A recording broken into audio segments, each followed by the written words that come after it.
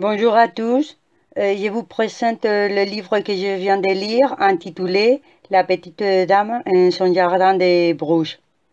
C'est ma voisine Laura qui me l'a recommandé et cela a été bien choisi car il est très lié au sujet des sentiments puisqu'il s'agit d'une belle histoire pleine de sincérité, de nostalgie et d'une tendresse qui touche le cœur, donnant de la vie à cet amour inconditionnel qui unit un petit-fils à sa grand-mère.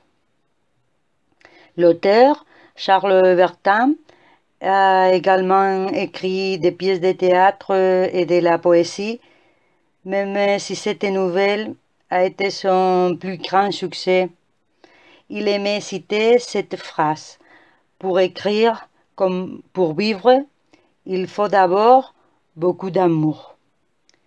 C'est un roman autobiographique où l'auteur se remémore les vacances d'été qu'il passait chez sa grand-mère, Thérèse Agustine.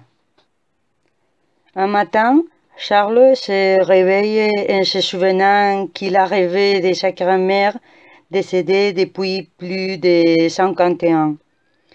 Il décide à ce moment de rendre visite à l'endroit où il a passé le meilleur moment de son enfance et pendant les voyages, les heureux épisodes de ces années lui reviennent en mémoire.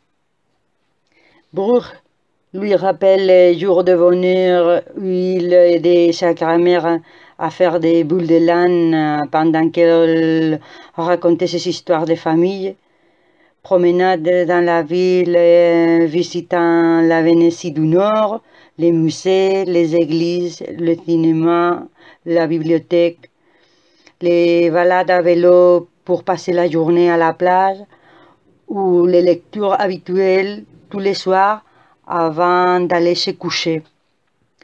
Les moments qu'il passait seul, il jouait pour imiter les héros de ces histoires dans les petits jardins devant la maison, accompagné d'Alcibiade, les chats des voisins.